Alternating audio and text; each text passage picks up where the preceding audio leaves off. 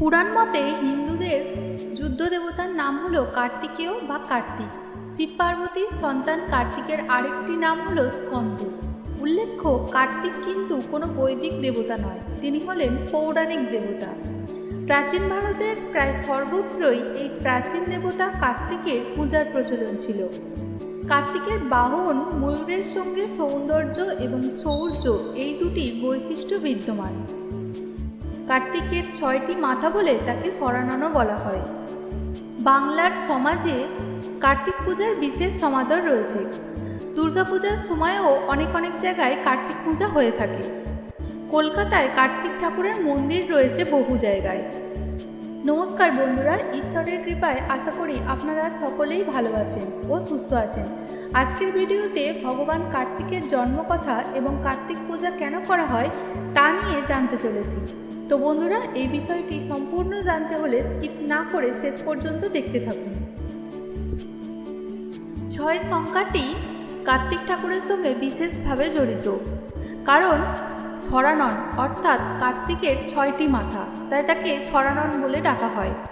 আবার শিব পার্বতীর এই সন্তান কার্তিকের স্ত্রীর নামও হল দেবী ষষ্ঠী, অর্থাৎ মা ষষ্ঠী হলেন কার্তিকের স্ত্রী।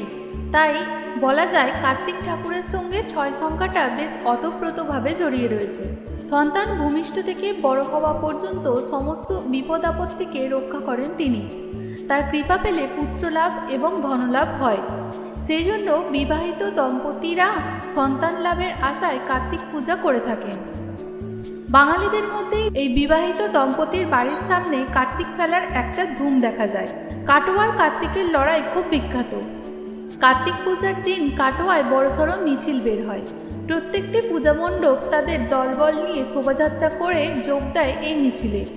কার শোভাযাত্রা কত বড়, কে আগে ঠাকুর নিয়ে যাবে, এই নিয়ে চলে লড়াই। রীতিমতো লাঠি, সোটা, এমনকি তলোয়ার নিয়ে এই লড়াই চলতে দেখা যায়। হালিশহরের কার্তিক পূজাও খুব বিখ্যাত। এভাবেই যুদ্ধযাপন এবং সন্তান উৎপাদনের ক্ষেত্রে কার্তিক ঠাকুরের আশীর্বাদ প্রার্থনা করে বাঙালিরা। শিব পার্বতীর এই সন্তান কার্তিকেয়র বহু নাম রয়েছে, যেমন কৃতিকাসুর, আম্বিকেয়, নমুচি, মরুগান, শিখিধ্বজ, অগ্নিজ, বাহুলেয়, সর্য, তারকাসুরমর্দি, শক্তিপাণি, বিশাখ, সরানন, গুহ, কুমার, সৌরসেনা, দেবসেনাপতি, গৌরীসূত, আগ্নিক, ভৈরব সুতানুজ ইত্যাদি। পুরাণে বর্ণিত আছে কার্তিকের গায়ের রং হলুদ বর্ণ এবং তার বিশেষ বৈশিষ্ট্য হল তিনি চিরকুমার। তবে পুরাণে আবার কিছু ক্ষেত্রে তার বিবাহের উল্লেখ পাওয়া যায়, যেমন তার স্ত্রীর নাম ষষ্ঠী, অর্থাৎ মা ষষ্ঠীই নাকি কার্তিকের স্ত্রী। তারকাসুরকে বধের জন্য জন্ম হয় কুমার কার্তিকেয়। ভগবান শিব এবং মাতা পার্বতীর নিজ নিজ তেজদীপ্ত একত্রিত হয়ে সৃষ্টি হয় একটি জ্বলন্ত অগ্নিপিণ্ডের। অগ্নিদেব ওই অগ্নিপিণ্ডটিকে দেখে চুরি করে নিয়ে পালিয়ে যান, কারণ অসুররা এই অগ্নিপিণ্ডটিকে নিয়ে শেষ করে দিতে চেয়েছিল। ইতিমধ্যে মাতা পার্বতীর ধ্যান ভাঙলে তিনি অগ্নিদেবের কাণ্ড দেখে ক্রুদ্ধ হন, কারণ যদি তার সন্তান তার কাছে থাকতো তবে তার কোনো ক্ষতি হতো না। এদিকে অগ্নিদেব ওই অগ্নিপিণ্ডের তাপ সহ্য করতে না পেরে তাকে গঙ্গায় নিক্ষেপ করেন। অগ্নিপিণ্ডটি আশ্রয় নেয় সরবণে, কারণ মা গঙ্গাও সেই অগ্নিপিণ্ডের তাপ সহ্য করতে পারেননি। সেখানে জন্ম হয় এক সুন্দর শিশু। কৃতিকাগণ প্রথম ওই শিশুকে স্তনপান করিয়েছিলেন বলে এই শিশুর নাম হয় কার্তিক।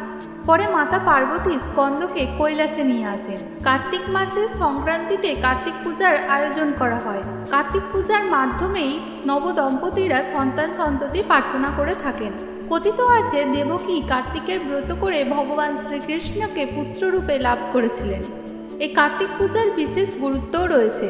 কথায় বলে কার্তিকের মতো চেহারা, অর্থাৎ কার্তিকের দেহাকৃতির অত্যন্ত সুন্দর ও সুঠাম ও বলিষ্ঠ। এ কারণে কার্তিক পূজার মাধ্যমে বাবা মা সুন্দর, সুঠাম ও বলিষ্ঠ চেহারার সন্তানাদি প্রার্থনা করে থাকেন। কার্তিক দেবতাদের সেনাপতি, তিনি অসীম শক্তিধর দেবতা, এজন্য তাকে রক্ষাকর্তা হিসেবেও পূজা করা হয়। কার্তিক নম্র ও বিনয়ী স্বভাবের দেবতা, কিন্তু সমাজের ন্যায়, অন্যায় ও অবিচার নির্মূলে তিনি অবিচল যোদ্ধা। তিনি তারকাসুরকে পরাজিত করে স্বর্গরাজ্যকে উদ্ধার করেছিলেন এবং স্বর্গে শান্তি প্রতিষ্ঠা করেছিলেন। আমরা কার্তিকের ন্যায় প্রতিষ্ঠার আদর্শ অনুসরণে নীতিবান হতে পারি।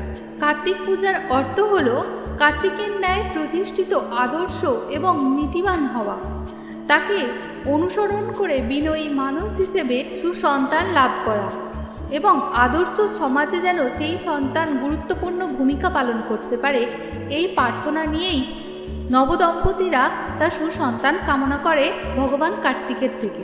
সুন্দর বাহন ময়ূরের পিঠে আরোহণ করে থাকেন ভগবান কার্তিক। তার 5টি ইন্দ্রিয় চোখ, কান, নাক, জিহ্বা, ত্বক এবং একাগ্র মন নিয়ে তিনি যুদ্ধ করেন, অর্থাৎ কাম, ক্রোধ, লোভ, মদ, মোহ, মাৎসর্য এই ষড়রিপুর বিরুদ্ধেই তিনি মহান যোদ্ধা হিসেবে পরিচিত। তার হাতে থাকে বর্ষা এবং তীরধনুকের মতো অস্ত্র। তিনি মানুষের মনকে নিয়ন্ত্রণ করতে পারেন। তিনি মানুষের মনের মধ্যে থাকা এই ষড়রিপুকে হরণ করেন বলেই তিনি একজন দেবতাদের মহাযোদ্ধা রূপে পরিচিত। পশ্চিমবঙ্গ তথা ভারত ছাড়াও সিঙ্গাপুর, শ্রীলঙ্কা, মালয়েশিয়া ও মরিশাসে মহাসমারোহে পূজা করা হয় এই কার্তিকের। বহু হিন্দু ও বৌদ্ধ এই দুই সম্প্রদায়ের মানুষেরাই শ্রদ্ধা জ্ঞাপন করে থাকেন ভগবান কার্তিকের এবং শ্রদ্ধার সঙ্গে পূজিত হয়ে থাকেন ভগবান কার্তিক। কার্তিক হলেন ভারতের সর্বাধিক পূজিত দেবতাদের মধ্যে অন্যতম একজন।